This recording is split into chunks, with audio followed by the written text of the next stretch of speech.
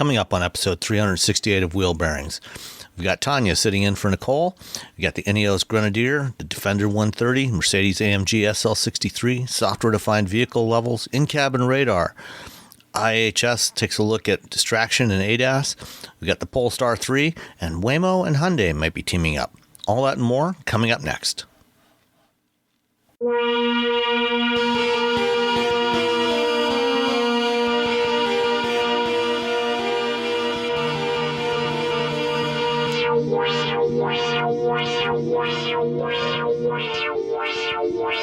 This is episode 368 of Wheel Bearings. I am Sam Abu-Al-Samad from Guidehouse Insights. I am Roberto Baldwin from SAE International. And I am Tanya Gazdik from Media Post and Freelance. And Nicole is, I believe, probably on a train right now somewhere in Europe with her husband Russ. Come on and ride it. Woo, woo.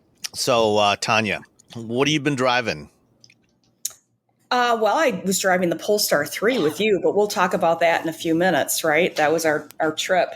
Yep. I had last week a 2024 Mercedes-AMG SL63 Roadster. Oh, man, that sucks. I know. It was a horrible week. How did you get to the week? Worst week ever. It was fun. It was a little frightening. I think it's one of the more expensive vehicles I've ever had for a full week. Usually they cut those loans for like 3-4 days, but I got a whole week with it. And do you want to know what it cost, or should I? Do you want to guess? Oh no, you should just come right out. Yeah, just blurt it out. With the total retail price is $203,885. Oh, that's not so bad.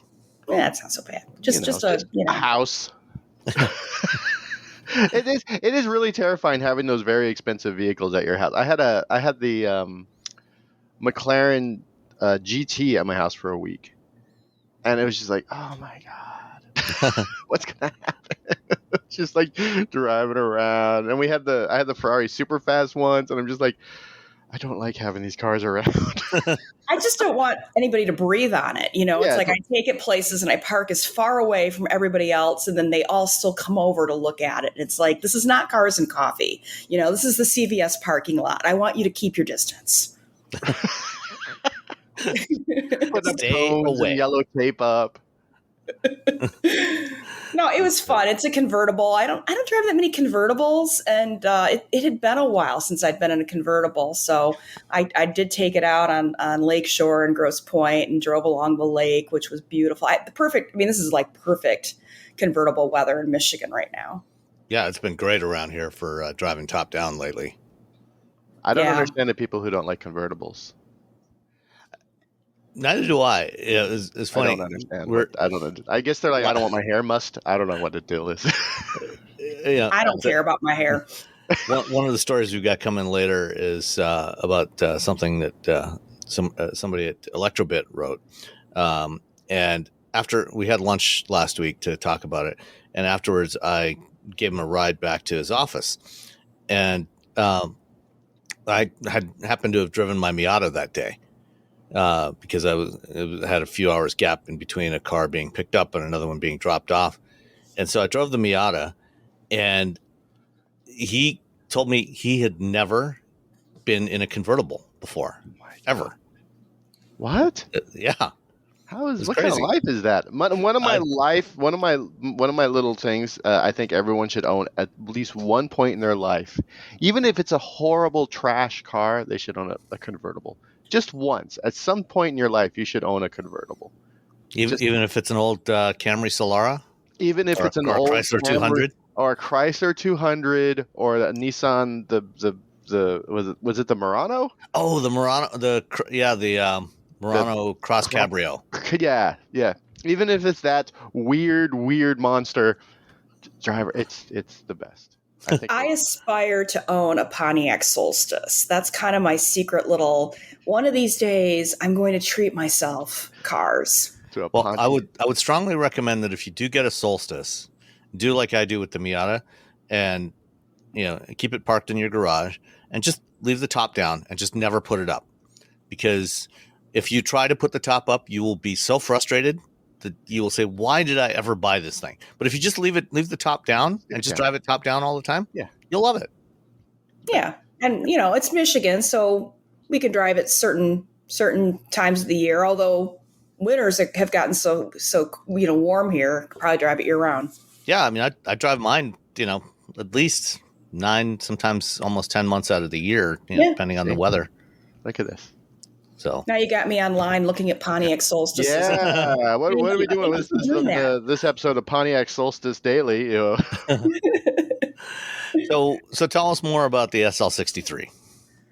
Well, it has tremendous power. Besides it being beautiful and head turning, 577 horsepower, 590 pound-feet of torque, AMG speed shift, 9-speed transmission. It's just got everything. It really, really goes. It goes too fast, actually, to be perfectly honest. I didn't get any tickets, but it was hard. I had to really watch myself. I have a lead foot, Sam. You've driven with me, so that's not that bad. Yeah, it was fun. It was really, I mean, it has everything, it's a convertible, but it's so comfortable. You forget that it's a convertible, it's like the seats are comfortable. You do feel the road, which if you've never been in a convertible. So I did take my neighbor out because she had never been in a convertible. So I thought, let's go for a ride. And oh my God, she's taking pictures so we go to get on the freeway and I'm like, all right, hold on. And then I hit the accelerator, to merge. And she's just like, oh my God. Well, she's with some other things too, but not, they're not PG rated. And I said, yeah, you got to test it when you're merging. That's when you test it, and she just was blown away. She said, I don't know if I could own this. It would be dangerous. I kind of feel the same way. It's definitely a car for somebody with self-control. You must have self-control or be ready to pay tickets. It's red. The one I had was red. I mean, you're just asking for it. Yeah. Cops are, look at that. That's a cool. Yeah. Oh wait, how fast are they going? All right. Yeah, it was a Patagonia red metallic, $1,750 for the paint job. So yeah, nice red. Well, I mean, what you could do is you could you don't have to get the SL63. You could go with the SL43. Which I think I believe that one's a 4-cylinder engine, right? So, it's not quite, it looks, same looks, but not quite as overpowered. Yeah. Yeah. This one, you actually have to pay the gas guzzler tax, $1,300. Yeah. I don't see that often. No, I mean, there's a few models that get hit with that, but, not too many anymore. Most automakers, it's mostly at the really high end of the market. But if you can afford $200,000 for a car, what's another $1,300 for a gas guzzler tank? Well, and that's the thing. I mean, it gets horrific gas mileage. 14 city. They say 21 highway. I don't know if that's true or not. I mean, I guess it's true, but if you just set the cruise control at 70 and don't touch anything, then you probably could do that. So 16 combined city highway and that's just god awful. But then if you're spending $204,000 on a car, you probably don't care. You probably don't care what gas costs, and you just, you just love it. You're just living your rich person dream. Yeah. Well, one thing I do like about the SL, Mercedes is usually pretty conservative with its colors, but the SL actually does come in some really, really nice colors. Yeah. Like I pulled up I'm looking at SL43 and they have a sun yellow and the manufacturer Patagonia red. So I guess that's the one you had, right? Yep. Patagonia red. But there's also this hyper blue metallic, which has got it's a almost slightly turquoise color. The manufacturer, the Starling blue metallic, and then the manufacturer Starling blue Magno, which is a matte finish, and that one looks really awesome. So it's good to see Mercedes, getting a little more playful. Interesting with their colors. Yeah, playful. A little more playful, a little more whimsy. So if you had the money, if you had $200,000 to drop on a car, would the SL be on your list? Oh yeah, for sure. Wow. Yeah, I would put it up there with any of the higher end cars I've driven, and it got a lot of attention. I mean, I had people telling me I should buy it, and I just kind of laughed at them. You know what I do for a living, right? Yeah, Yeah. I don't know. My neighbors, I'm convinced they don't quite get it, and they're always coming over like, "Why are you getting these cars again?" I think they all think I'm a drug dealer, which is When we okay. moved into the neighborhood, we accosted all of our neighbors to tell them why I was getting cars. We actually went, like, as soon as we saw a neighbor, as we were moving in, we'd run over to them and introduce ourselves and then tell them what was going on. You're not a drug dealer. I'm not You a just get drug cool dealer. cars. Because Yeah. before we bought our house, they had to put a new roof on, and I had this is when I had the Ferrari Superfast, and I kept driving by very slowly to make sure they were doing a good job. So they keep seeing this like bright yellow like Ferrari driving by at this house, and then later on, the person in the Ferrari shows up at the house like unloading it, and they're like, "What is happening?" That's a good one. All right. Anything else you want to share on the SL63? No, I think we covered it. Okay. Well, what else did you have? I think you had something similar to what I drove.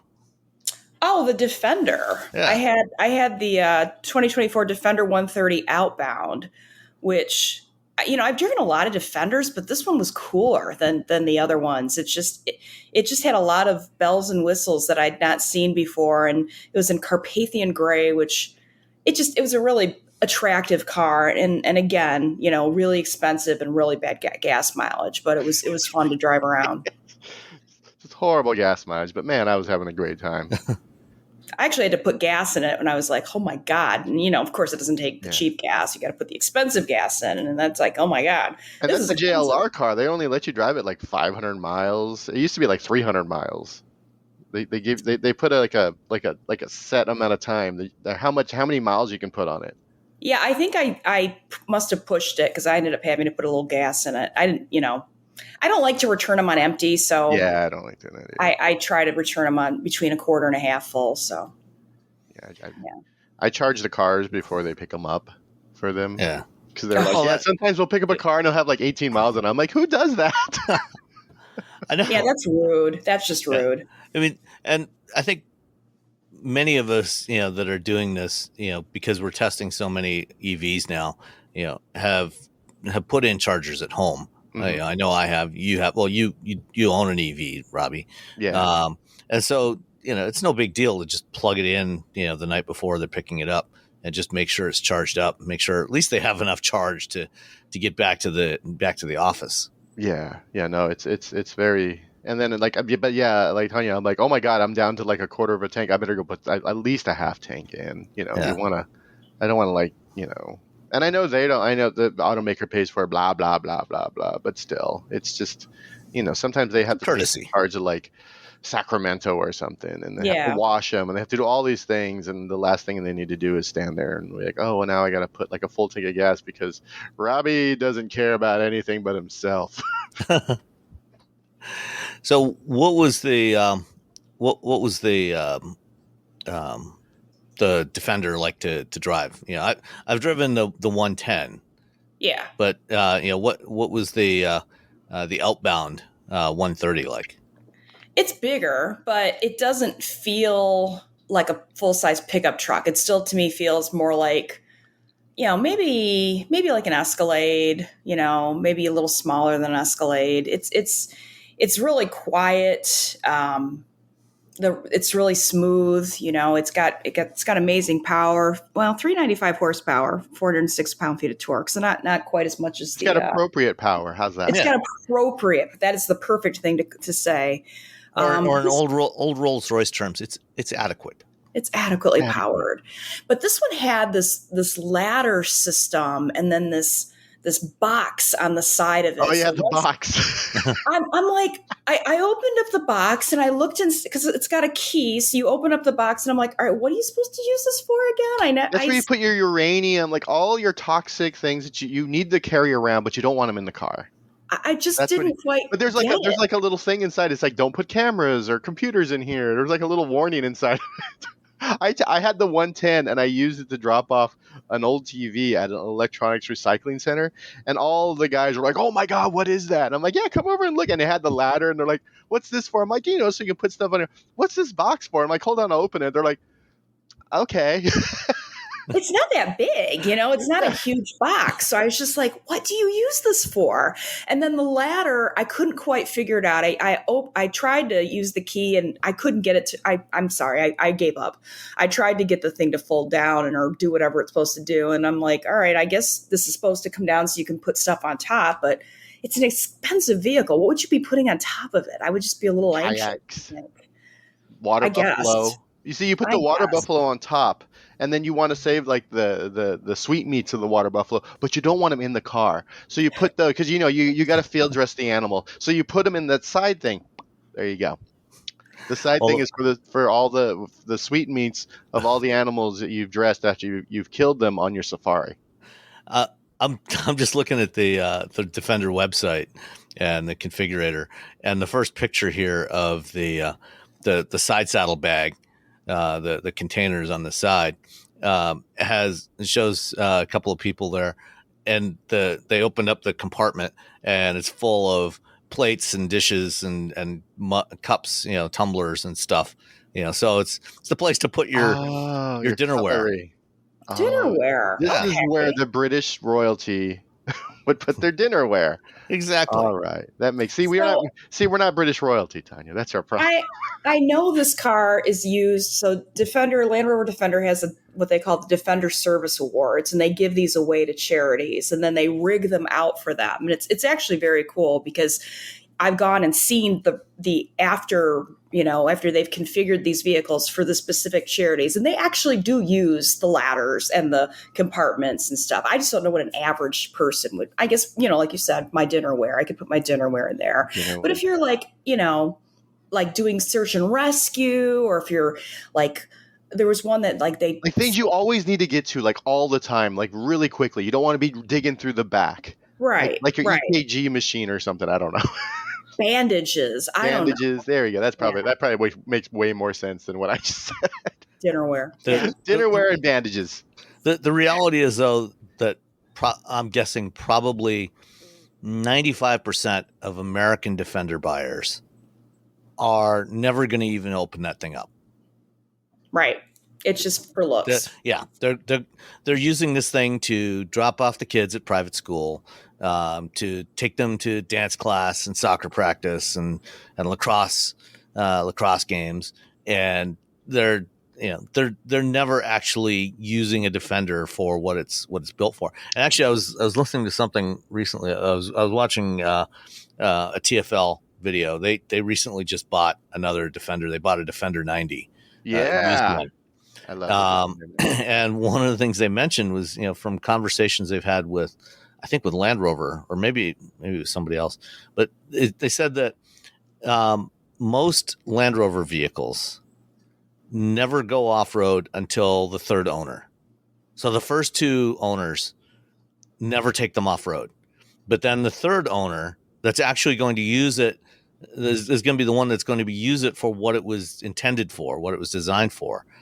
But they don't buy them until they've fully depreciated, so that they've gone through two owners previously. And they've never been like abused because they've just been driving around like exactly the fancy neighborhoods, dropping the kids off at the so they're going to buy that used one lacrosse and put some all-terrain tires on there and actually start using it as it was intended to do. My cousin, he is a huge Land Rover or Range Rover fan.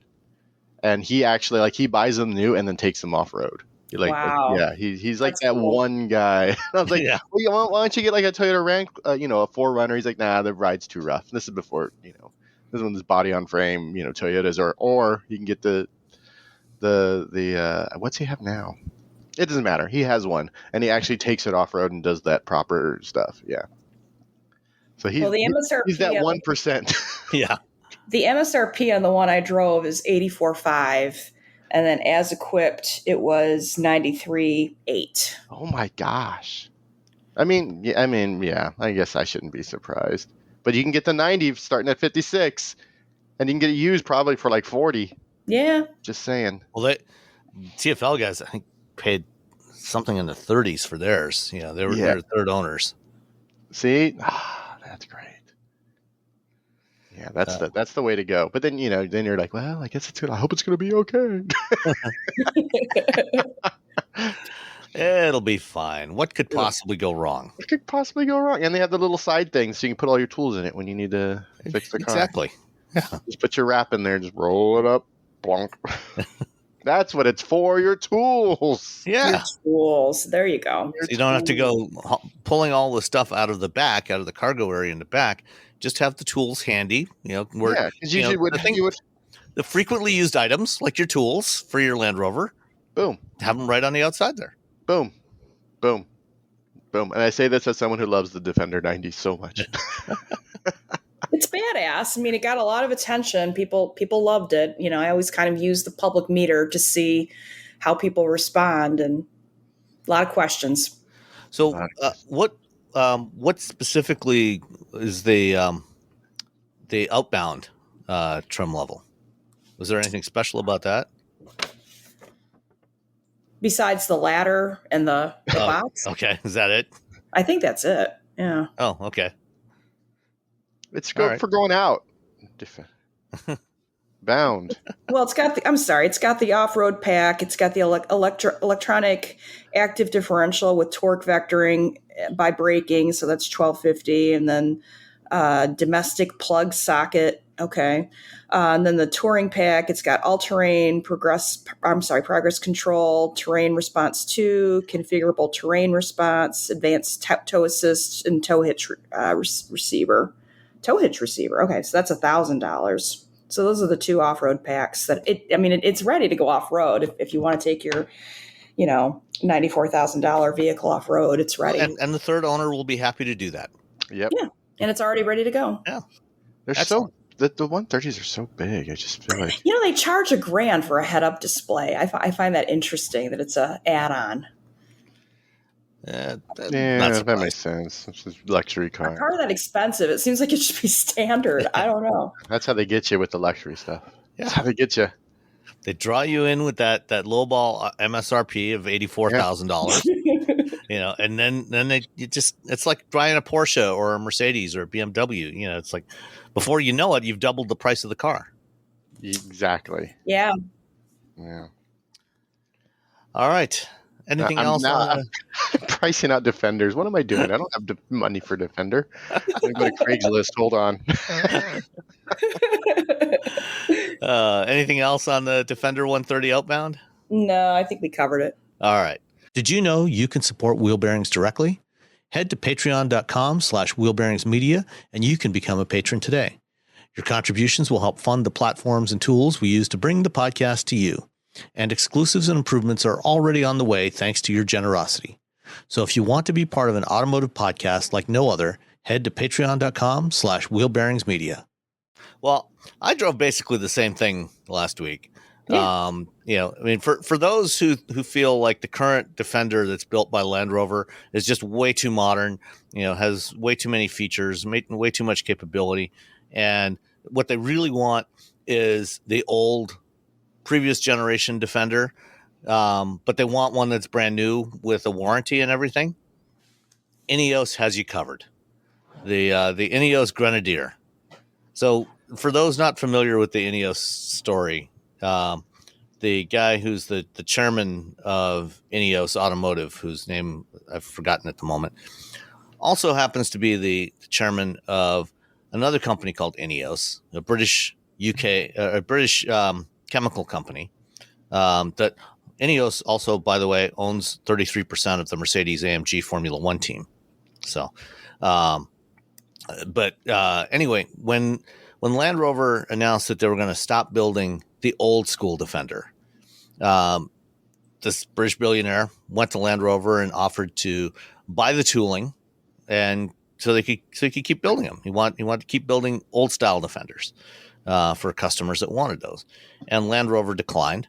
And so he went and hired some designers and some engineers, and went to suppliers, and they basically designed what is a pretty close to a knockoff of the old Defender. It's very close in design, to most people. In fact, I was talking to my next door neighbor, and he was saying, what is that? And I said, that is the Ineos Grenadier. I said, wow, it kind of looks like an old Land Rover. He said, that's on purpose. There you go. That's very much on purpose. And so, it's got a lot of, it's a lot of the style of a classic Defender. And a lot of, similar kind of architecture, but because he was building this from scratch, he did things like went to BMW to get an engine for it. So it's got the B58 3-liter turbocharged 6-cylinder engine. Fabulous engine. The best engine. One of the best engines ever built. Fantastic engine. I love inline 6-cylinder engines, and this is a very good one. Got an 8-speed automatic transmission from ZF, as as everybody does. Got solid axles front and rear from an Italian supplier who I can't remember the name of right now. Starts with a P, but got a transfer case from Magna, a bunch of other components. It's got Recaro seats. The seats in this thing were fantastic. The one that I had was the Fieldmaster. So they have several different trim levels of the Grenadier. There's the Trial Master for those that want the more hardcore off-roady version of it. The Fieldmaster is more when they dropped it off. There was an engineer from Ineos who happened to be in town, so that he came along to give me a walk around of this thing and explain some of this stuff. So the Fieldmaster, is more, for getting around the farm. It's not the rock crawler. If you want to go rock crawling in Moab, you get the Trial Master. If you want something to get around the farm or the ranch, the Fieldmaster is the one that you want. So the Trial Master has things like the snorkel intake that goes up the passenger side A-pillar, and got locking front and rear differentials. The Fieldmaster does not. So it's got, because it's a permanent 4-wheel drive system, it's got a locking transfer case, so you can lock the front and rear axles together, but there's no locking diffs at the axles. You can get those as an option. It's like a $2,250 option on the Fieldmaster. The one I had did not have that. This vehicle in many ways feels very old school, and yet is ever so slightly modern. So you've got a center touchscreen, for the infotainment system, but there's also a panel on the roof, and down in the center, another one down the center stack, full of buttons and switches and everything, for all kinds of stuff. And when we were sitting in the car, the Ineos engineer was telling me, when you feel the buttons and switches and knobs, they might feel slightly loose, and you'll see like slightly larger gaps. So we did that. That's on purpose. That's not just bad. That's not just build quality. That's actually on purpose. Because what they, this thing has a 31.5 inch weighting depth. And so, if water gets in there, gets in behind the center console, they actually left those gaps for water egress so that the water can drain out of it. And there's drains in the floor that you can open up. Another decision they made in designing this thing was they wanted to keep it as electrically simple as they could, to minimize the types of things that could potentially go wrong when you're driving off-road or going through a river, things like this. So, for example, there's power windows. They have one-touch power down, but no one-touch up, as you'll find in most modern cars, because one-touch up would require them to add torque sensors, or force sensors in there to so that if you put your hand on it, so for the anti-pinch. So if you get something stuck in the window senses that and backs down again. It doesn't continue going up and chopping off somebody's hand or head. So details like that. which, I mean, that's fine. I mean, they had good reasons for doing that. I'm not going to complain about that because there's plenty of other things to complain about. The that touchscreen I mentioned, it's about a 10-inch or so touchscreen. It sits at the top of the center stack. Probably one of the worst displays I've ever seen in a car. Like really, really bad. I know in the past I've complained about some of the displays that Nissan has used in a lot of their cars. This was as bad, if not worse, than any of those. When there's any light coming in from the sides or anywhere else, it basically becomes almost unreadable. It's just there because they like, well, we got to put something in there. Yeah, everyone wants a touchscreen. I guess we'll just put one in. It does have Android Auto and Apple CarPlay support. So that works, but you just can't actually see the screen half the time. So terrible screen. So if you're gonna put a screen in there, at least put it, and especially in one like this where there's lots of glass. Lots of light can come into this thing, which was one of the things I liked about it. It's actually from the front and sides, actually surprisingly good visibility, especially for a modern SUV. But that means that there's lots of light coming in. So if you're going to do that, make sure you have a display that you can actually see when the light is shining on it. That's where your speed is as well. There is no dash cluster. Yeah, there's one tiny little display right in front of the driver that is just for warning lamps. It's just your CEL. It's just your check engine light. Yes, which, by the way, I will get to that. So the speedometer and all the other information, things like your pitch and roll angles and tire pressures and all that stuff is on that center display. The forward visibility, as I mentioned, visibility is actually surprisingly good, especially straight ahead, because the design's got these dropped fenders. A lot of modern trucks and SUVs, you've got that hood that you got this big giant front fascia and a hood that goes way out there. You can't see anything flat, annoying hood. You can't see anything that's like 8 to 10 feet or more in front of you. That's below that hood. Whereas this, looking from my driving position, I could just see the edge, the leading edge of the fenders along the bottom of the windshield. So basically, I'm looking out the windshield and I could see way down, surprisingly close in front of me.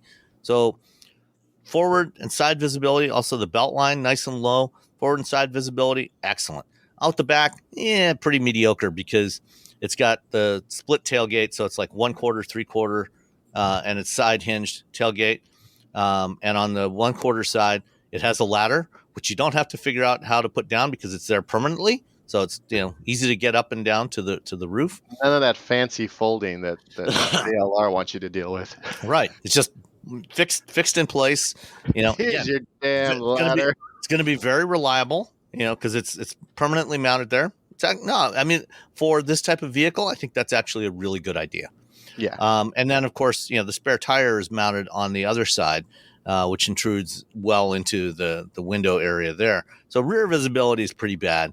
And you don't, again, because of the trying to keep things relatively simple from an electrical standpoint, you don't have a digital mirror. So, don't worry about what's behind you because you're not going to be able to see it anyway. Don't worry about it. On the plus side, even though this is a vehicle with with both front and rear solid axles, it's all coil sprung. And I was actually really surprised at how good this thing rides. The ride quality is excellent. Yeah, it's really nice ride quality. Yeah, so that much, very impressed with. The steering is terrible. Well, hold on. It's terrible if you want to drive at highway speeds. Yes. It's terrible the way most people who buy this are going to drive it. Or even drive around your neighborhood. It's amazing in why they did it. Right. Off-road, absolutely amazing.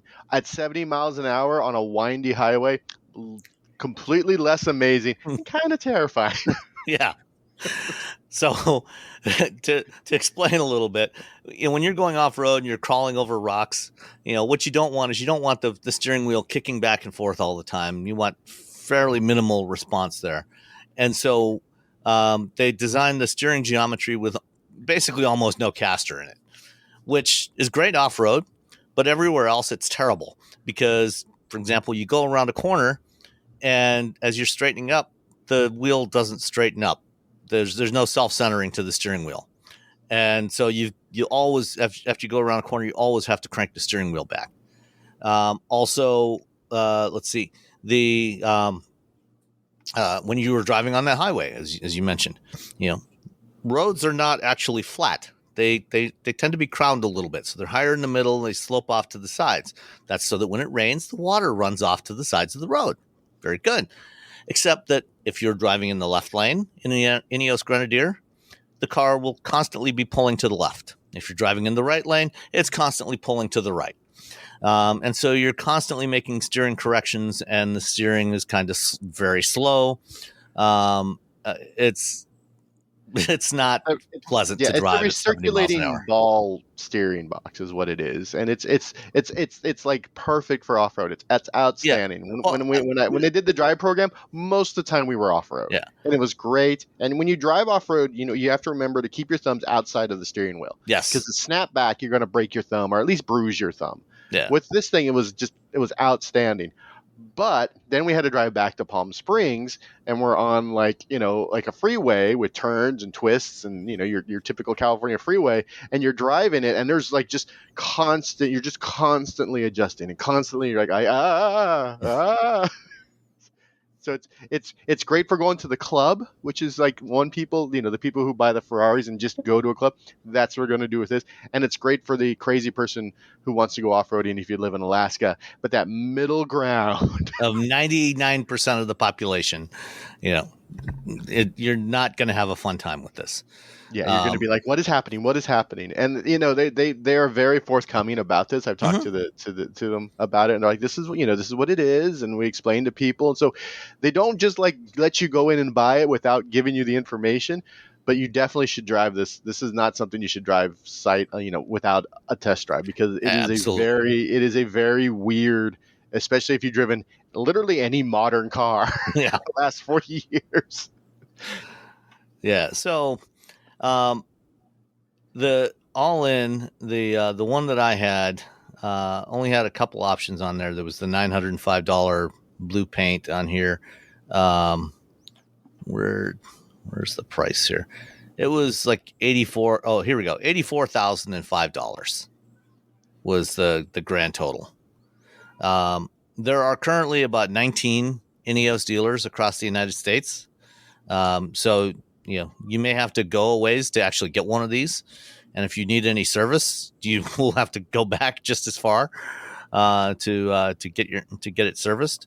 So, if there's 10 and a half inches of ground clearance, the approach angle is 36 degrees, departure angle is 36 degrees, 28 degree breakover angle. If you want something for off-roading, if you need something for the farm, is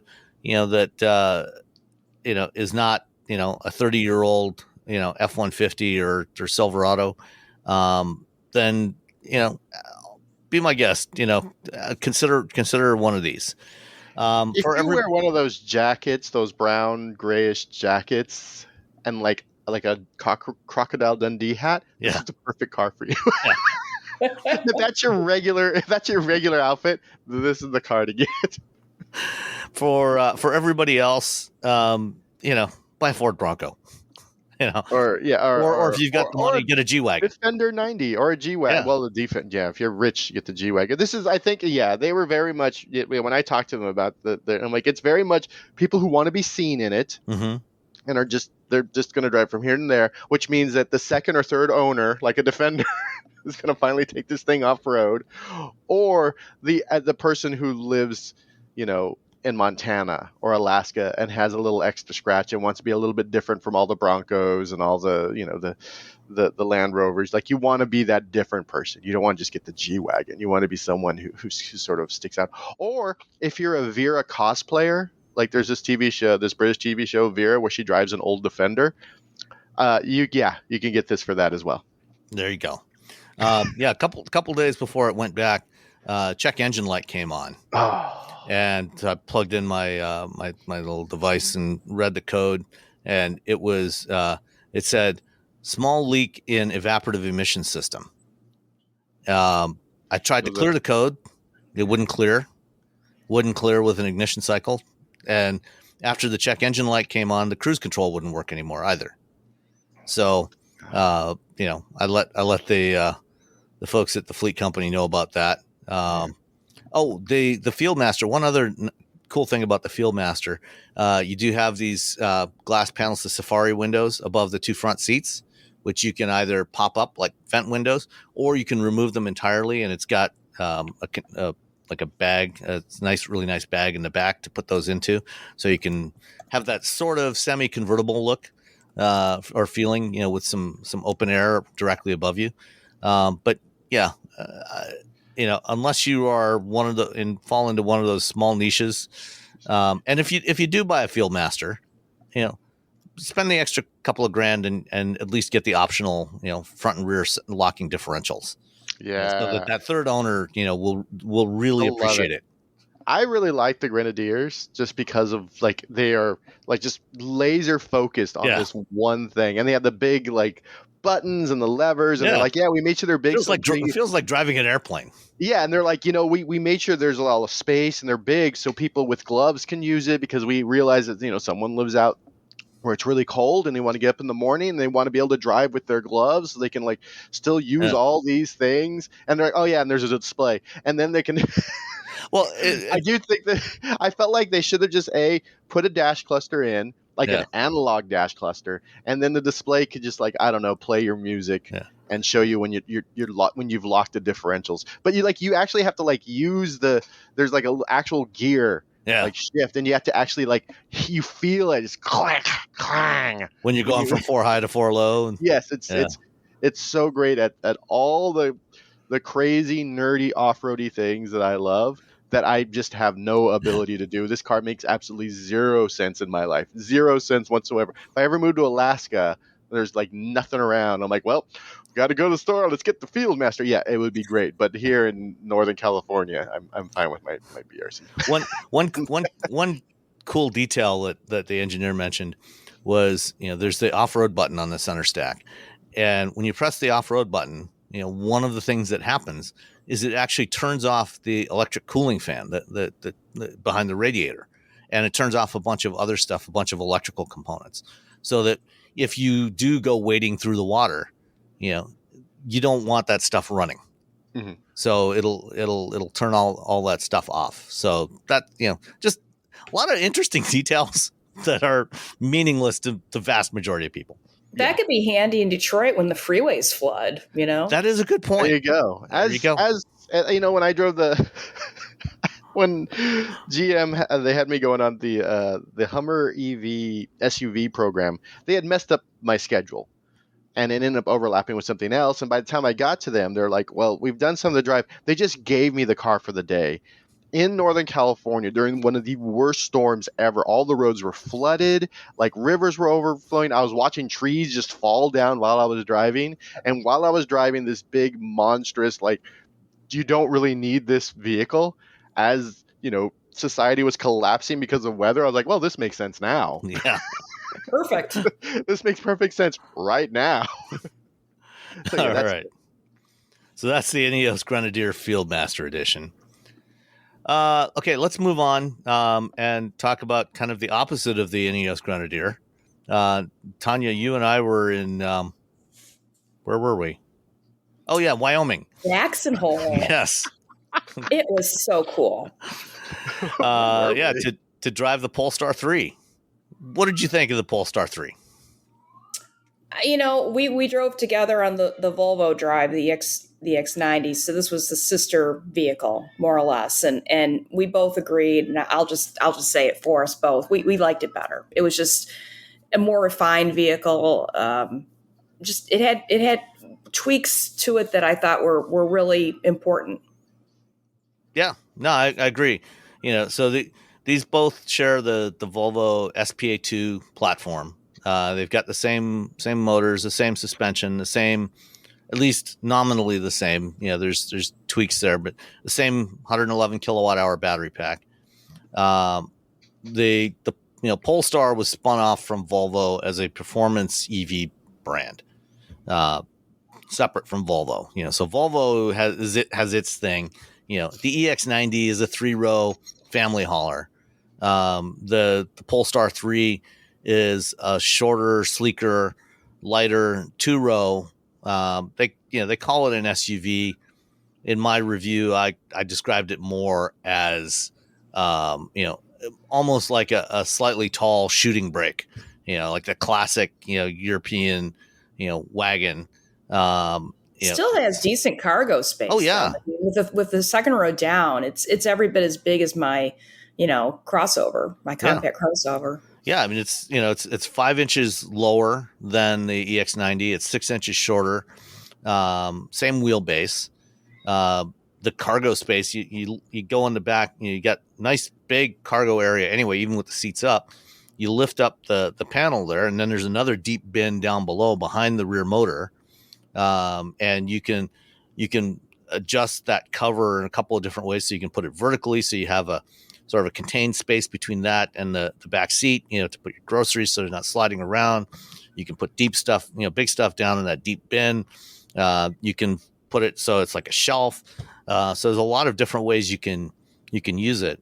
The back seat was enormous in terms of legroom and headroom and everything.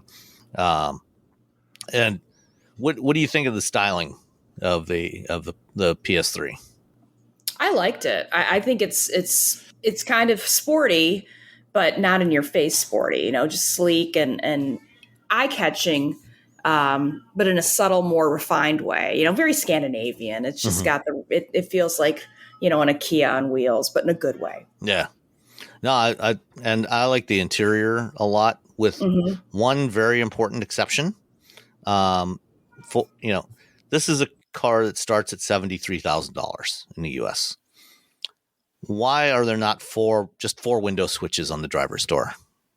I mean, I can see maybe why Volkswagen did this on the ID3 and ID4, to save a few cents. You're like, all right, fine, but this is Polestar. Come on. Yeah, I mean, Volvo did the same on the EX90. So you got two window switches and then a third switch, which lets you toggle back and forth between controlling the front or rear windows. You're saving exactly one switch. Yeah, one switch. This is the same thing that happens in the tech industry, where one company does something and another company's like, oh, let's do that thing that they're doing, without actually finding out if the public like it. Mm-hmm. The glove box you have to go into the screens to get to, and I will always hate that. I don't care what they say about it as being sleeker, just from a practical standpoint, it's a pain in the butt. Yeah, I just want to reach over, hit a button, pull a latch, whatever, and the glove box falls open, and it's full of napkins and a pack of gum you stuck in there 3 years ago, and your registration. That's it. Yeah. I keep my registration in there. If I were to get pulled over and I had to be going through the screens to try to remember how to get to it, that could be to be fair. Awkward. When it's in park, the glove box button is on the screen. Oh yeah, it's right there. So there's a strip of icons. So there's on the screen. It's the same basic layout that they have in the Volvo, where the top 2/3, 3/4 is, but generally your map. But it can be other stuff. And then you've got a couple of widgets below that for your most recently used apps. So you can have your media control, your media player controls there. And then at the bottom, there's a strip that is permanently there. That's your climate controls. And then above that, there's a context-aware strip of controls. So when the vehicle is in park, when it's stationary, among those that automatically pops up there is your glove box. So hopefully you're not reaching over to your glove box while you're driving. Hopefully you've pulled over before you do that. So it's right there. So it's just one tap. So you're not searching through menus. Same thing with your settings and things like that. It's right there. And then once you start driving, those get swapped out for some other features that show up on there. So that, I think, compared to when we first drove the Cadillac Lyriq a couple of years ago, there, even, in any conditions, you had to go through the menus to find the glove box opening. Right. That was a pain. This, I think they've given it a little more thought. So I think it works a little better here. Even better thought would just be to have a physical button, because once the car breaks down, like a lot of times you got to get in the glove box when a tow truck's coming, and now what if the car is like frozen? You're like, I can't open my glove box to give you all my pertinent information because it's in my glove box. Maybe it's on my phone. Hold on. Swipe, swipe, swipe, swipe. You also have to adjust the side view mirrors in the screens, which you don't do it that often, but it wasn't as precise, I don't feel like, as the old school way of doing it. Yeah. Well, my wife and I both drive a car, so we're constantly every time one of us gets in the car, we have to adjust the mirrors. And so every time I'm like, hold on, let me get in here. I'm like, oh, no, not too far. No, not that far enough. Yeah, no. Well, you can save different driver profiles on there. So when you get it, and you can link that driver profile to your phone or to your NFC card. So, whoever gets into the driver's seat, it will automatically adjust and pull up that profile and get your mirror settings and your steering wheel position and your seat position. All right. I'll let them have that then.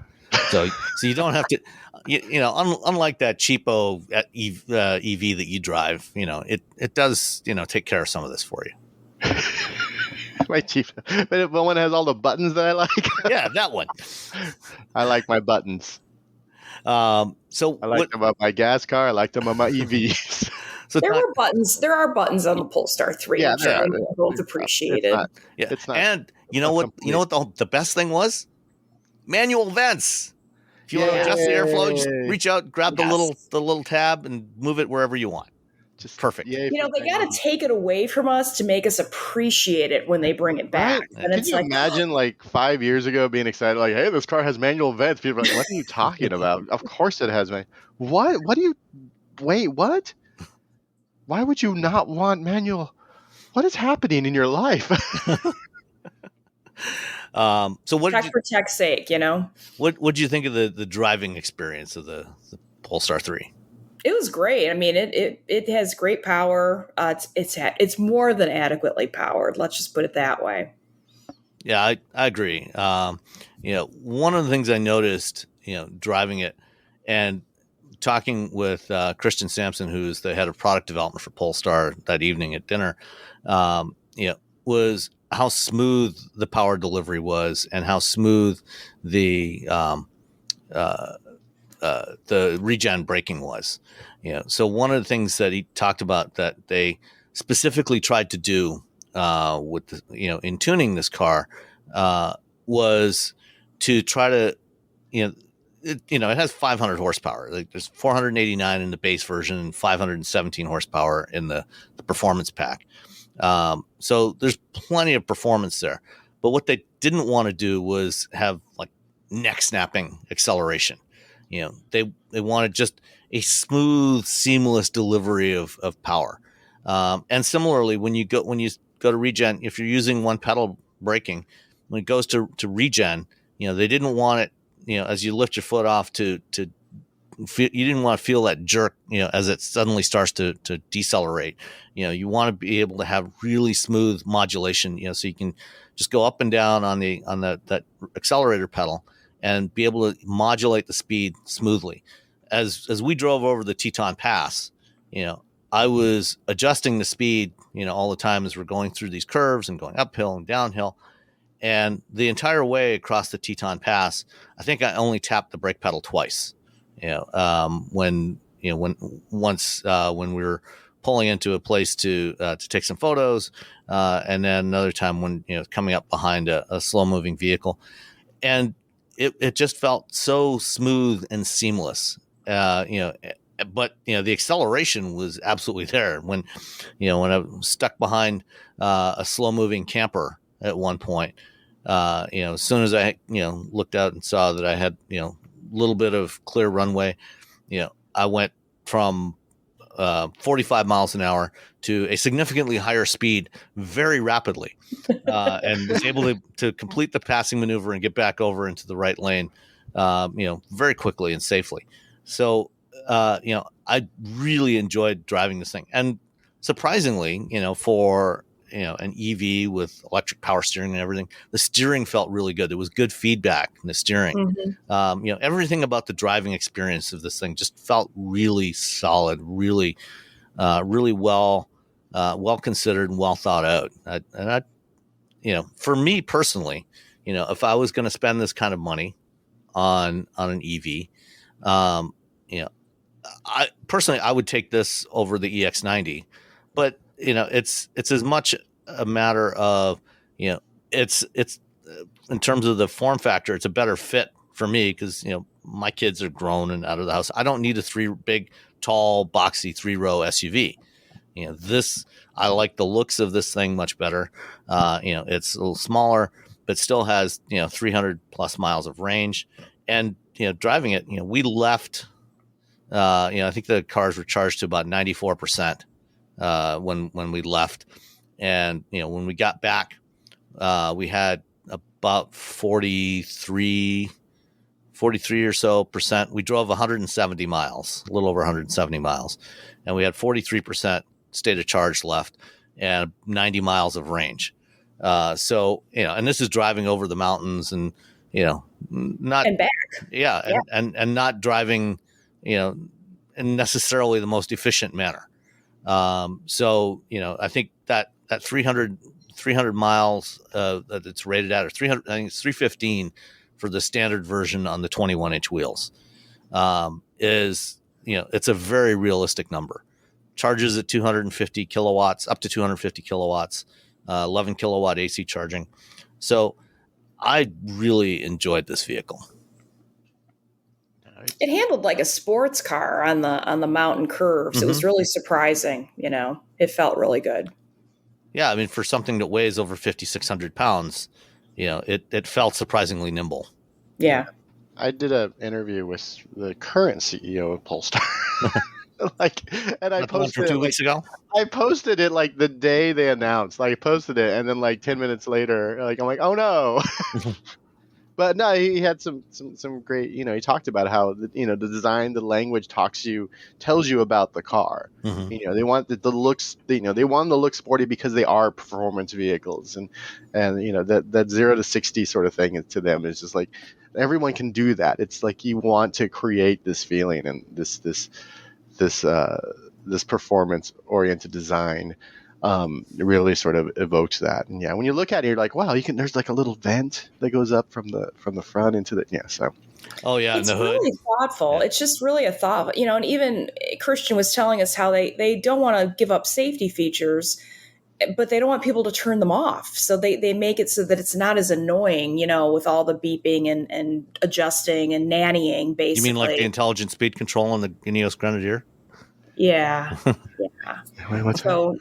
You shouldn't turn those things off. They're there to help you. And if they're so annoying that you feel like you have to turn them off, then the manufacturer's done something wrong. Yeah.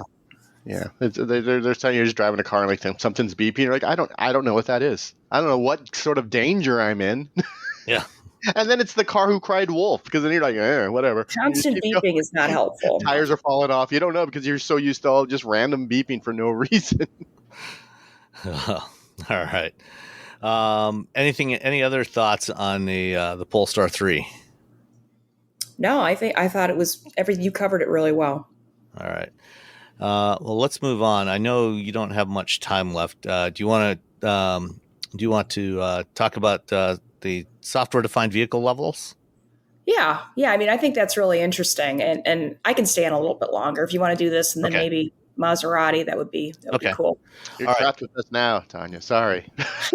So, about 3 weeks ago, Dr. Mortiz Neukirchner, who is the technology strategist for software-defined vehicles at Elektrobit, published an article on LinkedIn, and I had lunch with him last week, and we talked about this.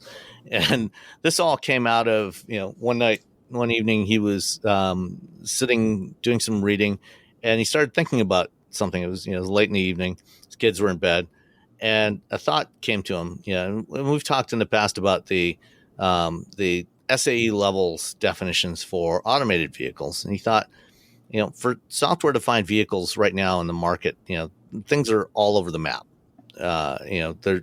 different vehicles have different levels of functionality. And so he came up with the idea of doing something similar for SDVs, so that people could look at it and have an idea of what the actual capabilities were for that particular vehicle.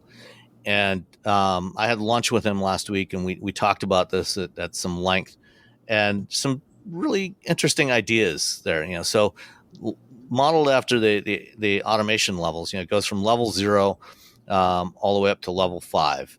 Where level 0, is what it calls software enabled, that's kind of what we've had for most of the last 50 years. Where there's software in the vehicles, but it's deeply embedded and is tied to specific functions. There's no updates, no connectivity for this, and so it's things like parking assistance features and ABS and stability control. They're just built in there, and it never changes. And then at level 5, you've got this idea of a full innovation platform where you've got a software platform that the automaker and suppliers and third parties can build applications on, and everything is fully updatable. And you've got all these different things that can interact with each other in the vehicle. And he published this, and and like I said, this was only 4 weeks ago now that he first published this. Yeah, it was August 15th that he published it. And then over the next several weeks, he got some feedback and made some adjustments. And one of the things that he changed from the original iteration was having domain-specific levels. Because with automation, we just have it kind of at a vehicle level. It's level 1 or level 2 has got things like lane centering and adaptive cruise control or adaptive cruise. Level 4 is fully automated within a specific area. And with the SDV levels, he decided, well, some vehicles have some of these capabilities for one domain, like for the infotainment system or the telematics, but they're at a lower level for things like vehicle, chassis controls. Yeah. And so, just kind of adding that extra layer in here. What do you two think about, having these sorts of descriptors for software defined vehicles? I mean, I look at, I especially like between level 2 and 3, and I think this is probably where he did the main update, where, you have these vehicles that are updatable, but, I talk to the automaker and I say, okay, so you have an over-the-air update. What can it do? Is it, am I just updating the display? Am I just updating some? And they're like, yeah, it's just a display. I'm like, so it's not something that allows me to say update the BMS, the battery, the battery software system, or the traction controller. That no, you have to you'll have to go, and that's a firmware, and you have to do all these things, and and so for us, and I think for some of the more techie, the more techie journalists out there, this is great. I think the average person probably this is something they don't ever care about. Like, they don't know what, they also don't know what fuel injection is. They don't know what ABS means. They're just like, I get in the car and it does the thing. But I think as we're moving forward and cars are getting more and more controlled by software, which is, led to some issues at some OEMs, Volkswagen, for example, having something like GM, Volvo, yeah, essentially everyone. I think having this sort of level like we have for driver assistance up to autonomous driving is really helpful, because it also, they can tell us, oh, it's a level 4 software platform, which is something like Mercedes-Benz is working on. They want to be able to control the whole widget with software, the whole thing, whereas some automakers we'd be happy at level 2 or maybe 3, and so that helps us with our writing, because we can share the information in a way that it doesn't require us to talk to an engineer who might not be at that event for 30 minutes. Because they're like, okay, it's a level 3, it's an SDV level 3. Like, okay, I understand it. And then you go and you can write your review and tell people what are the features you can get over, like an over the air update, or even going into a service center. So on that end, I think it's really, really smart. And a lot of like SAE people are like in the comments being like, yeah. Well, and I think you maybe underestimate consumers a little bit, because I think the more information consumers have about their vehicles, and the way, if it's communicated in a defined, intelligent, transferable way, so that they can look at one vehicle versus another, it's going to help them to evaluate what they want to buy. If it's it can be packaged in a way that's more palatable and not as engineering. Yeah, that's what I'm saying. If they told us 4, we could just write like what they're going to get with that, versus trying to explain the whole, like, oh, this is what this means. If the automaker can just tell us what level it is, then we can write in a way that is, compatible with the average person's knowledge of vehicles. Right. Yeah, and I think from when I talked with Moritz, one of the things that we talked about with the automation levels, one of the problems is it was never intended to be a consumer-facing thing. Level 1, 2, 3, 4. It was always something done by engineers for engineers, and so there's gray areas in the way. The 2+ stuff is just like. So level 2 is supposed to be, a system that can control 2 different things at the same time. So steering, braking, acceleration. So things like Volvo's Pilot Assist, which does lane centering and speed control, but it's hands-on, is level 2. But so is something like Super Cruise, that is completely hands-free and does automatic lane changes without driver intervention and all this stuff, is also technically level 2, although most of the industry has taken to calling that level 2 plus, which doesn't actually exist in the definitions. So there's a lot of gray area, a lot of vagueness. And he thought about that in doing this, and actually wrote this in such a way to try to make it as clear as possible for as many people as possible, to try to minimize those gray areas between the levels. And I think he did a good job. Yeah. I think it's yeah, and I think looking at the current SAE levels for automation and what that was originally intended for, and how we end up with 2+, Mm-hmm. which is still like something that you're like 2+, and I'm like, it's level 2, man. Just yeah. because that jump from 2 to 3 is actually really, really big. It's a pretty huge jump from 2 to 3. And well, there is a 2.5. I would argue that you can't really compare Super Cruise and Volvo. But that's the thing. There in the actual standard, there is no 2.5. There's level 2 and there's level 3. Yeah, and there's a huge gap in between. There's just gigantic jump. So automakers have taken to calling it 2.5 or 2+, because it doesn't. There isn't a definition that really fits. That, because there's a very large spectrum of potential capabilities in between 2 and 3. Mm-hmm. And I think the way that this is structured, it's a lot clearer, and there's less potential for that. Yeah. So, okay. One more before for you, Tanya, because you wrote this story, is about Maserati and marketing, or the absence of such for Maserati. Yeah, I it's an interesting story, because there was actually a story in another publication where Carlos had said he was blaming Maserati's marketing for their sales.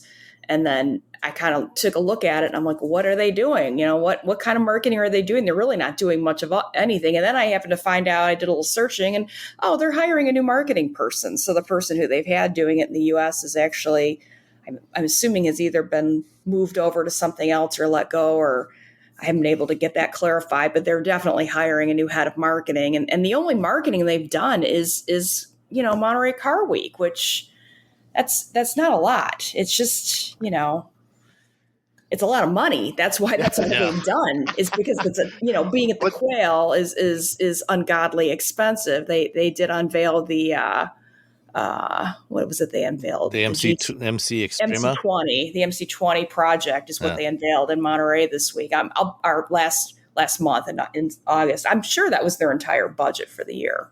Probably. Yeah.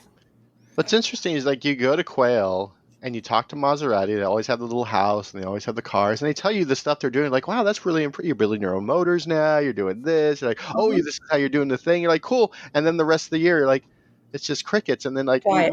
so if you write the article about Maserati, every August, September, everyone kind of like, oh, hey, Maserati's still around. And then the rest of the year, like people who buy car buyers just sort of forget because, like me, they have, we all have the brains of a goldfish because there's so much stuff going on in the world at all times every day that if you're not like, if you don't get that little ping once or twice a month about an automaker, you kind of forget they even make cars.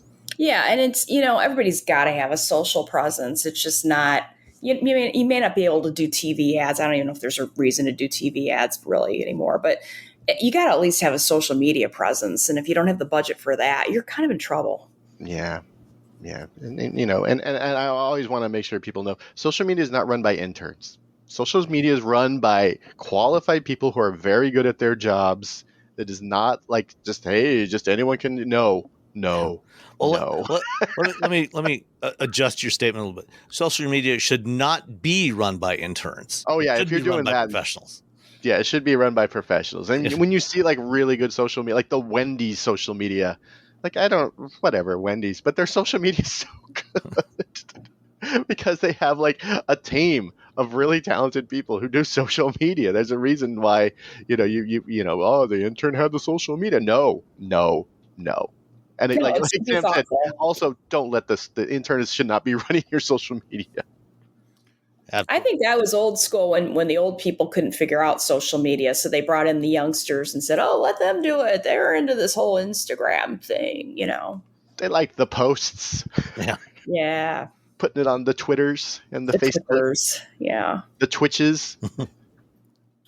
The TikToks with the dancing. It's just dancing on TikTok, right? And I'm like, oh, man, come on. and singing, lip syncing and stuff. So dancing and singing. It's just really sad because Maserati is such a storied brand, and there's so much brand equity there, and they're not living up to their potential. And he's partly right, but it's partly his fault. Somebody made the comment, when you point your finger, you got three fingers pointing back at you, and it's like maybe you want to give your marketing people some more money to work with, and they'll do something interesting. Yeah, if you run the company and then you blame part of the company for not doing the thing, you're like, come on, man. You run the company. Yeah. Your fault. It's like me driving the car and then blaming other people because I'm not using my turn signals. Stellantis is just not having a good day. I mean, they're having problems with Ram, with Jeep. They're having issues in Europe, so they've got a lot of things to deal with. Yeah, hopefully they'll be able to pull it off. Yeah, we'll see. I mean, a year from now, even 6 months from now is going to be very interesting because there's, here in North America, there's a bunch of EVs that they're supposed to launch, and we'll see how those do in the marketplace. Nicole has an order in for a Jeep Wagoneer S. She wants to buy one of those, but we'll see how the Brotherhood of Dodge takes to the new Charger Daytona. See if Fratsonic exhaust system is enough to convince them to go electric. I just muscle cars are just perfect for as EVs. Yeah, because they're heavy, they go fast in a straight line. The end. That's their whole job. Yeah. Besides the sound, I think it's really the only thing it's missing from a muscle car that is the sound, and they made one up. Good enough. All right. Let's see. Do you need to go, or can you? Yeah, I do. Okay. I need to head out. All right. Well, I say hi to your kitty cat for us. I heard him screaming in the background. Yeah. Like, why are you doing something without me? Well, thanks for taking the time to join us today, Tanya. And we'll talk. We'll have you on again soon. Thank you. Have fun in Iceland. Thank you. Oh, bye. Wow. All right. Yeah, bye. That's where I'm going. Bye. All right. Let's see. In-cabin radar. There's a bunch of vehicles launching this year that have in-cabin radar. And actually, turns out in-cabin radar is not entirely new. It's been around, but it hasn't really been talked about for a few years now. And going through this, you and I were both here at Toyota's Tech Center last month for a briefing on the 2025 Sienna, which is getting in-cabin radar. But afterwards, I was within a day or two after that, I was talking to, I think it was Jim Montavali. He was doing a story on this and mentioned that Hyundai's actually had this for a couple of years, or Genesis has. Back in 2021 on the GV70, they added the advanced rear seat detection system, which is a radar sensor for the back seat to detect if somebody's been left behind. This is what Toyota is putting in the Sienna. Hyundai is expanding the in-cabin radar to a bunch of other models this year, including the updated Tucson and the Santa Fe also has it, the new Santa Fe. But and then Volvo and Polestar also have it. They have a slightly different implementation from what Hyundai and Toyota are doing. Those both use a single sensor mounted in the roofline or in the headliner. Volvo and Polestar have different sensors. They're much smaller and they're mounted above each of the doors. And then on the EX90, there's also two more. The EX90 has 7 sensors. So there's one above each of the seating areas. And then a 7th one is above the cargo area in case an animal or a kid gets stuck back there, so you don't forget them. But what'd you think of the Toyota system? It's the first one we've actually had a real demo of.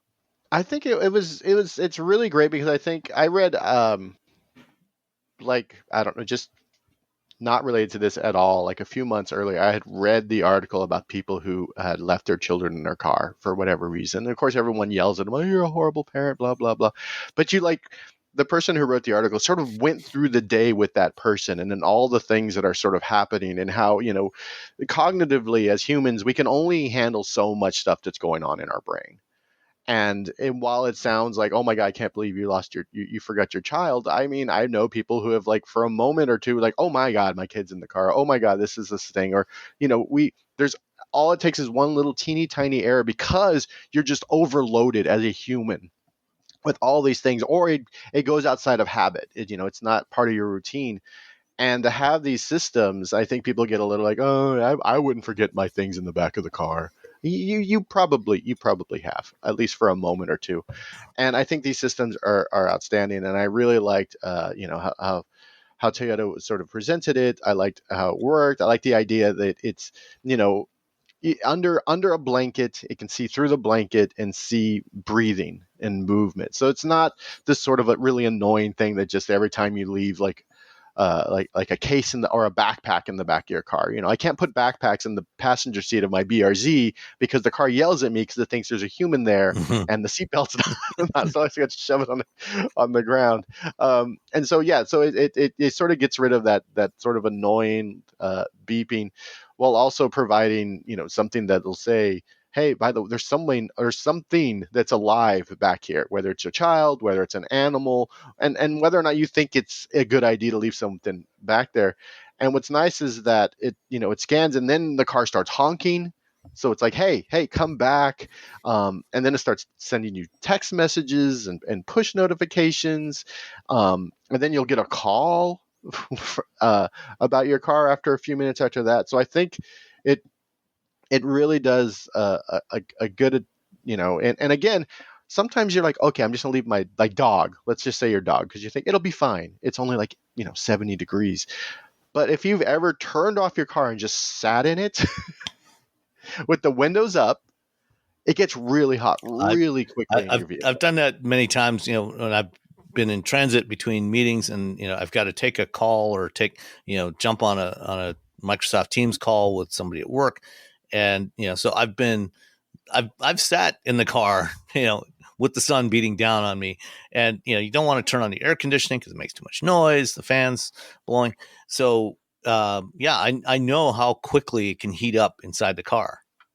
It's like one of the things when you're shooting video in cars is that you turn off the AC, you turn off the fans, so you can do so you can talk to camera while you're driving. Mm-hmm. And this is a moving car with some sort of circulation, but the fans are turned off. And after one or two takes, you're like, once you get it, you're just like, oh my God, because you're already sweating. Mhm. You're already like, and you're flipping everything on full blast, and that's only a few minutes. And that's in, Northern California where it was 65 degrees that day. Yeah. No, I mean If your car is like a greenhouse. It heats up very rapidly and stays hot for a while. Yeah, when Toyota was developing this, this project emerged out of a hackathon that the Toyota Connected team did back in October of 2019, and the team that came up with this concept for the in-cabin radar won that hackathon. And so they started doing development on it, but then 2020 happened and everything slowed down to a crawl. And in 2022, Toyota did a big event at their headquarters down in Plano, and they showed us, they announced a bunch of new products and showed us a whole bunch of things that they were working on. One of the things that they demoed then was this system, an earlier version of this system that used a different radar sensor. And one of the things they actually showed, at that they did as part of that demo was, in addition to honking the horn, like you mentioned, and sending you a text message and sending you an automated call, it went a couple of levels beyond that because they were also demonstrating their tie-in with Amazon and Amazon voice services and Alexa. So if you didn't respond to any of the prior alerts, it could send an alert, for example, to your TV. If your TV had, Amazon Fire TV box hooked up to it, it could pop up an alert on your TV screen saying, "Hey, there's still somebody alive in your car," or I think the final alert was the calling the emergency services. So after probably 10 minutes, I think it would send an automatic call to 911 if nobody had responded.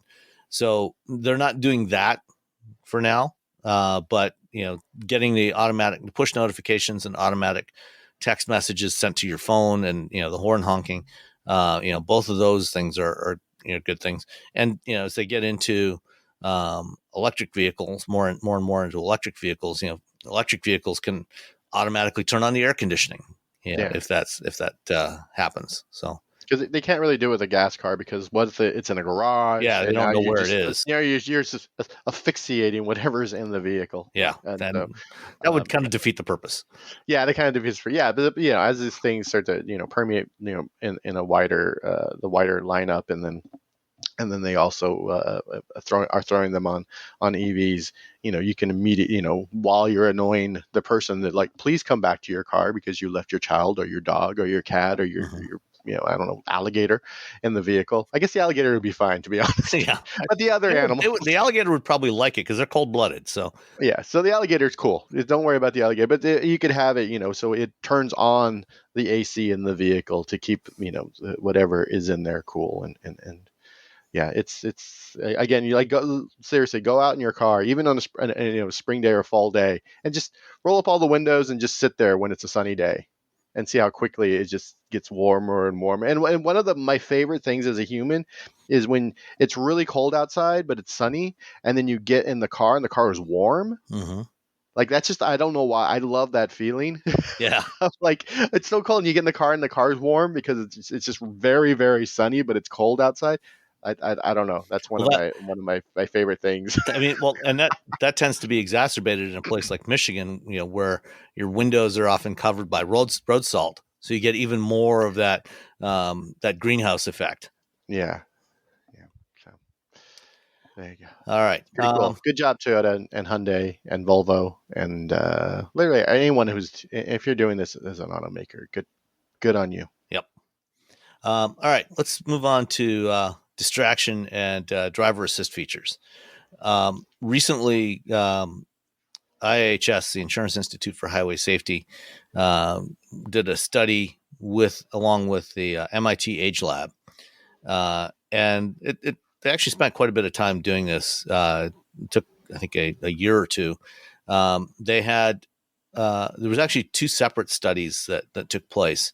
One, they used a 2017 Volvo S90, and they had 29 volunteer drivers. The S90 was equipped with Volvo's Pilot Assist system, which is a hands-on lane centering system, and cruise control. So it's not like Super Cruise where you can go hands-free.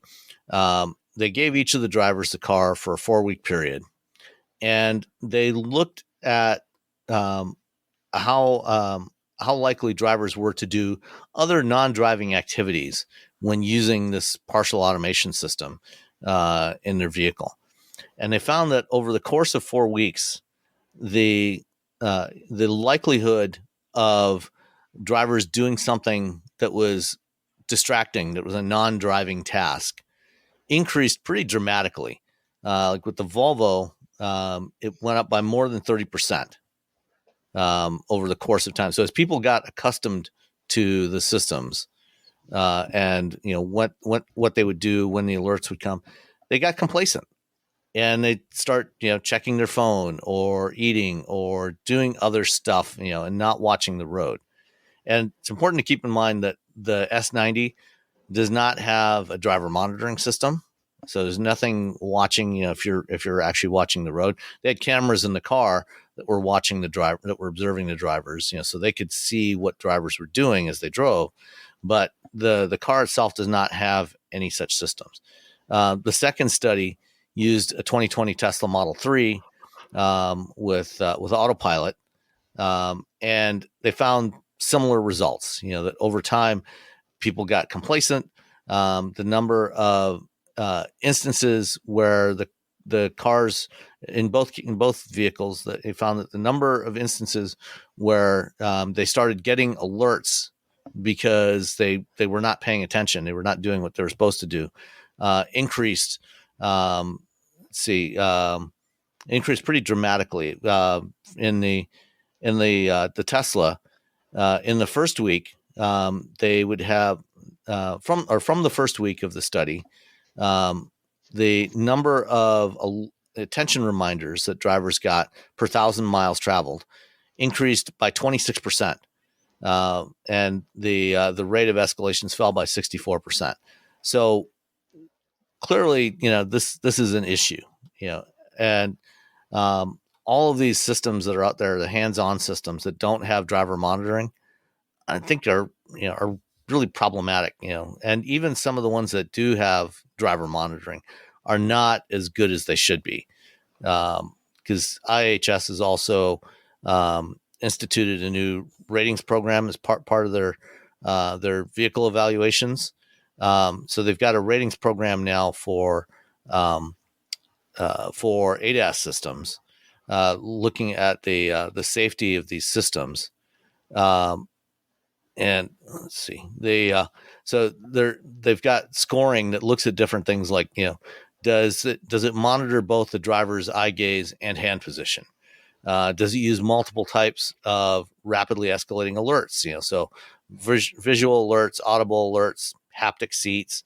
Does the fail-safe procedure allow for the vehicle to slow down automatically, notify the manufacturer, and keep automation off limits for the remainder of the drive?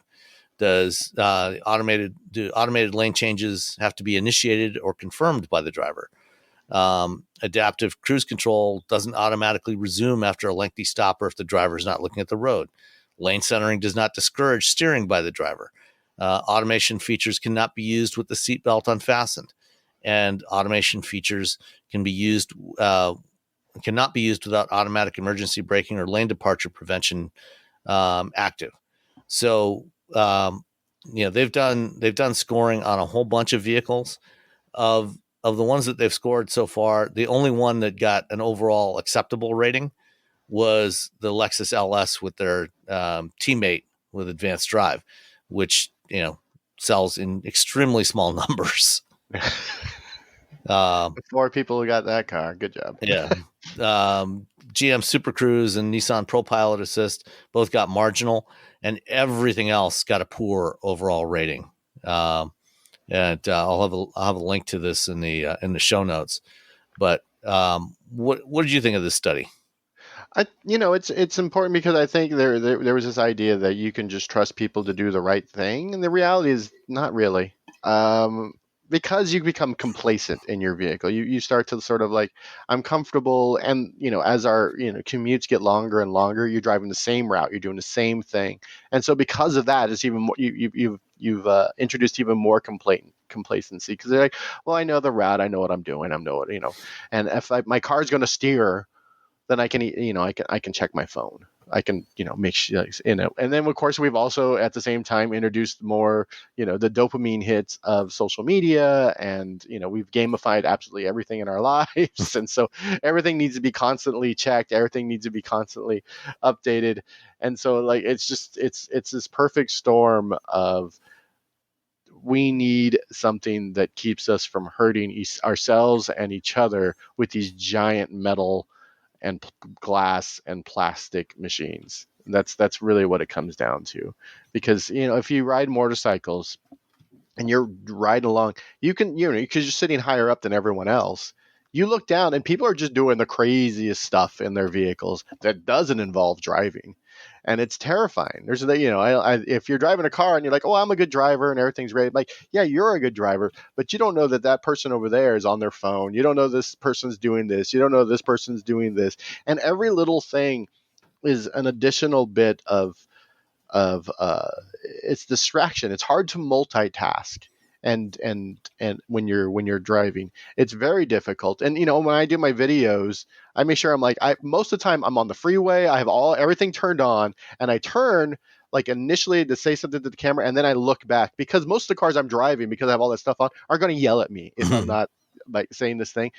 But that's on a straight road on a this there, I have footage that from a McLaren drive, where I'm driving track speeds, and because I'm actually having to like do the driving thing, like the car immediately, like I went off the track, like I didn't go into the runoff, but I went off offline off the driving line, and you can hear the wheels screeching, and I just like, okay, but what am I doing? So like so, and like this is literally my job. I drive hundreds of hours a year, or thousands of hours a year, really, more than your average person. And if like someone who's always driving and all they're trying to do is talk, all I'm trying to do is talk, and that is difficult. The idea that you're looking down at your phone, and you can always tell when someone's looking down at their phone. Especially if you ride motorcycles, you get this sixth sense of people who are just bad drivers just by the small little micro movements they make. And if you look in that side mirror, they're looking down at their phone. And these systems allowing them to do that, essentially giving them permission, because it doesn't yell at you and say, "Hey, you're doing the wrong thing." Is it's scary. And I'm a huge fan of in-car monitoring, and because it keeps it keeps everyone from doing the bad thing. And I think everyone's sometimes I'll be driving, I'm on Interstate 5, and I'm like, I wonder what's going on Blue Sky, or I wonder what's going on. I'm like, no, I don't really need to know. I don't need to know. Just keep driving. And I don't really. Here's the thing: is like, while I'll test these systems, we have it on our Hyundai. I don't use most of the time. I don't use driver like lane centering. I don't use it really. Yeah. I just drive, two hands on the wheel. I'll occasionally use adaptive cruise control when I'm really stuck in traffic, and even then, it's only for a little bit, just because I like to drive, even though traffic's horrendous. But I can understand why people are using these systems, and just the boredom of being stuck in traffic. But please don't use your phone while you're driving, because all it takes is that one little moment where you're like, oh, the car will stop, and the car doesn't stop, because you can't trust robots. Yeah. No, you definitely can't trust the vehicle to do this stuff. It's just modern vehicles today are still not reliable enough that we can trust them to do these things without supervision. None of them are. One of my bosses was asking, because I was doing a to camera while I'm driving, and they're like, where are you doing this? And there's a round road that goes around an old mall near my house, and no one drives on the road. Like very few, especially on like 3/4 of it, no one drives on it. Like one quarter, there's like a section where there's actually a little bit of traffic, but it just goes in a circle. There's no stop sign. It's just going around and around. I'm like, I'm just driving on a round road. It's just this giant, like 2 or 3 mile, like loop that most people don't drive on most of it. Yeah. It's perfect. I'm just like, la, la, la. Yeah. I mean, something that's interesting about this, is back in the early days of the Google self-driving project, before it became known as Waymo, they actually, looked at doing, a level 2 plus, hands-free highway driving system like Super Cruise. And, their test vehicles were equipped with cameras, and, they were letting employees drive these things home, to test the system. And they came to the conclusion pretty early on in this testing that, you know what, we cannot trust these drivers to watch the road, and I've seen presentations, where they showed some of the video clips, of, drivers eating or looking at their phone or putting on makeup or, doing all kinds of things other than paying attention to the road.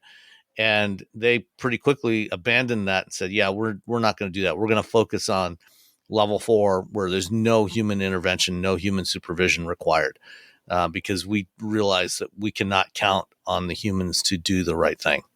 Yeah, I remember a lot of automakers way back in the day were like, we're skipping level 3 entirely because it requires humans to re-engage with the vehicle after telling them they don't have to. Yeah. And so that sort of that issue was like, well, we don't want to deal with level 3 at all. And Mercedes has it, and it's at it's in a very there's the guardrails on that are really smart, but doesn't mean that someone else is going to continue to use that system with those type of guardrails. And when I say anyone, I mean Elon Musk.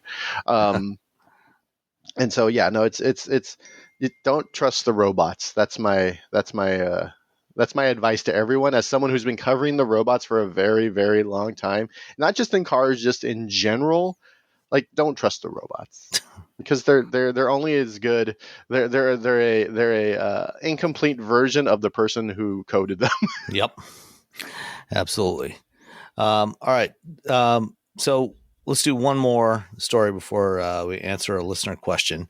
This one is about Waymo and Hyundai. So we've talked before about Waymo was working with Zeekr, which is part of the Geely Group, along with Volvo and Polestar and a whole bunch of other brands, to develop a purpose-built robotaxi. So up until now, Waymo has used converted versions of regular vehicles as their robotaxis.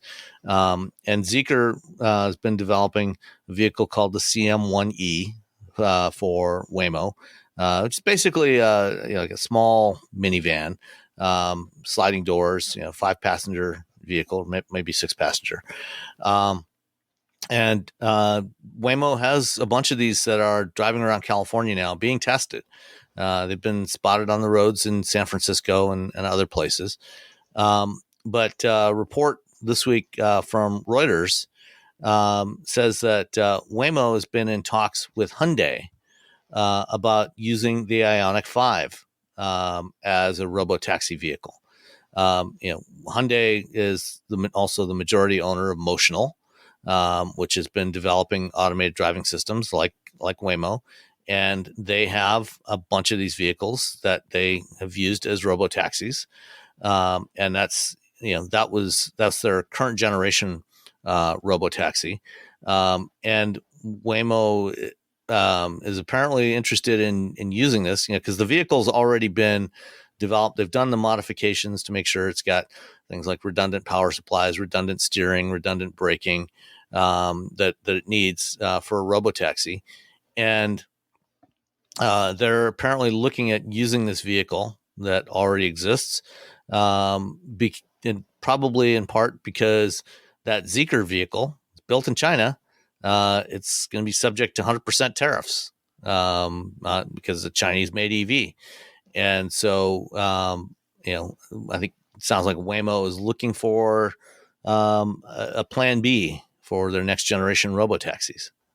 What's interesting is that the Hyundai, the Ioniq 5, the Emotional, those vehicles are built at a factory like that. Those are production vehicles versus everyone else is like, here's a production vehicle. Now let's just cram a bunch of stuff on it. I went to Singapore. This is where they're building these, and they're like, yeah, these are on the line. We build these on. They have a very weird line. Yeah. Line is a weird term for this because it doesn't really have a factory line. They have these things called cells where the cars go and they do one thing and then they go to this next cell and another thing happens. Yeah, no, these are built as production vehicles. They come off the production floor already ready to go with all the bits already baked in, which no one else well, at least at a from a scale automaker is doing. And so it makes sense for Waymo to sort of look at someone who's, they don't have to like, okay, let me get the Pacifica, let's get it in. Now we got to send it to our people. Now let's install everything. Let's rip the things out that we don't need. Let's do this. Let's do, you have to do all these other things. And with the Hyundai, they're like, okay, we got it. Let's just put our stuff in there, send it out. Yep. And so, yeah, so it's, I mean, it makes, when you really look at it, it makes sense for both, for Hyundai, and it really makes sense for Waymo and what they're trying to do. And yeah. Okay. We got an email from Jeff this week. Says, hi guys, listener from the first episode. Shout out to the OG Dan. Anyway, I heard you guys discussing Android Automotive versus CarPlay Android Auto. My wife and I recently leased a Honda Prologue, our first EV. We've had cars with Android Auto for several years, and after having used it for a few weeks, I'm sold on it over Android Auto for a few reasons. No connectivity issues. Her previous car was pretty hit and miss on the wireless Android Auto.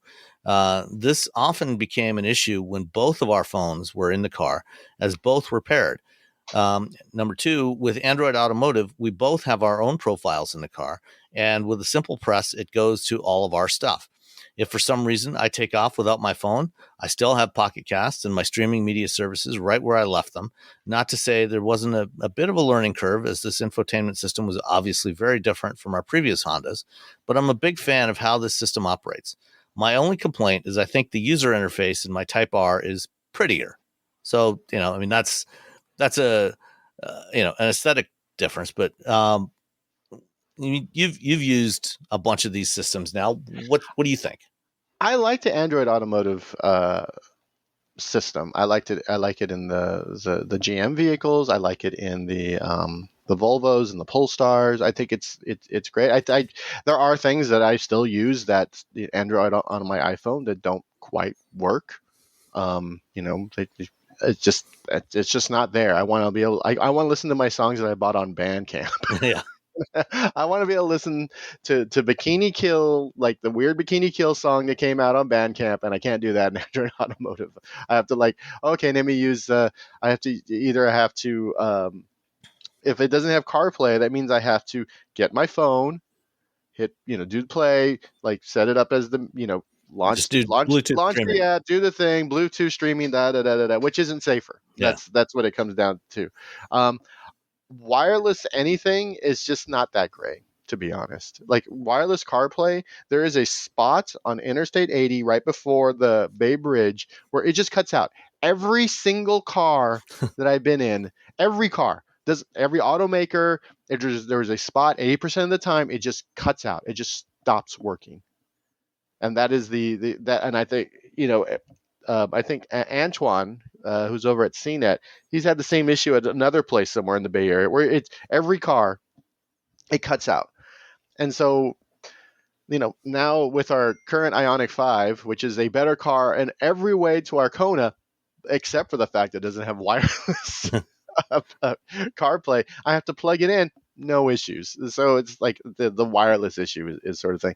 And also when it comes down to it, I still get, my wife texts me, my friends text me, and I can just be driving. It'll say the thing and I can reply. This isn't to say that CarPlay is perfect and great. The idea that texts still take over the entire screen while you're listening to them or saying to them. So you can't really see I'm at an interchange. Someone sent a text, you hit the button so you can hear it. And now I can't see, where I need to go because it's taken over the entire screen. I don't understand why that's still a thing. It doesn't make any sense. Does anyone on the CarPlay team actually get texts while driving a car? Do they drive cars? So there's a lot of things that aren't great about it, but there's still something. And again, the idea that you can get in any car and something that you're used to just works is nice. But no, I really like Android Automotive. If they had it in my Hyundai, I think it'd probably be better, to be honest. I think I like the Hyundai system. It works really well. It's not fancy, which is great about it, but Android Automotive is really good. Yeah, I agree. And my wife in her car, uses Android Auto. It's a 2017 Honda Civic, and actually we've had kind of the opposite experience of you, in that it doesn't have wireless Android Auto. It's it's an older car, and over the last couple of years, she was consistently, and I've had the same problem actually happen in a number of vehicles, where even when it's plugged in with a USB cable, it just loses connection to the phone for no apparent reason. And it was getting really annoying, and I went through multiple times and did like a full factory reset of the infotainment system, made sure the software was up to date. And for inexplicable reasons, I changed cables, I tried different phones. It just kept losing the connection to the car, from the phone to the car. And what I ended up doing for her car is I went on Amazon and picked up a wireless Android Auto adapter that plugs into the USB port. And so now it's got wireless Android Auto, and I put a wireless charging pad in there. There's a little slot in the center console, and so I put a charging pad in there, and she can just drop her phone in there, and it connects and works perfectly. She's had no issues with it since I did that like 6 months ago. Yeah, I mean, all the projection systems, when you're relying on an external device, there's all kinds of things that can potentially go wrong. And this is one of the reasons why GM opted to move away from supporting projection systems, because they're not as reliable as having it built into the car. There's always things that happen. But for the built-in Android Automotive, the drive this week in the Polestar reminded me of this, because we were out in Wyoming and Idaho in rural areas where there was often no cellular connectivity at all. And if you're using, a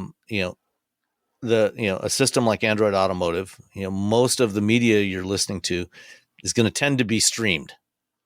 So if you have no connectivity and you're relying on streaming media, whether it's podcasts or, like a podcast app, or, NPR or, Spotify or, YouTube Music or anything else, then you're going to be SOL. It's just not going to work.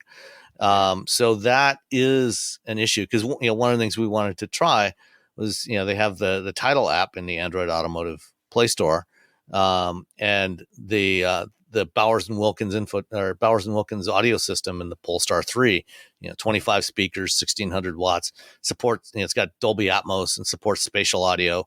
And, we wanted to try listening to some stuff from Tidal, because they have spatial audio on there. And most of the time we couldn't use it. It couldn't stream anything because there was no connectivity. But like on my Apple Music app, I have things just downloaded that are downloaded with lossless spatial audio, and I can listen to that anywhere in the world. Yeah. And I don't have to pay like after 3 years. As long as your phone will connect to the car. Well, no, I can just, as long as if I plug it in, like I don't know what I don't have an Android phone, but if I plug in CarPlay, it's 99.9% of the time I have an issue. It's when it's wireless where it's just like, meow. Yeah. And but yeah, so and then of course after 3 years, I don't have free access to the wireless, the network that with the automaker. So now I'm paying, I'm double dipping to listen to Spotify or to YouTube Music or to whatever, because now I'm paying for it on my phone, and now I have to pay for it in my car. Yeah. Well, what you can do in all these cars is, the cars all have Wi-Fi connectivity.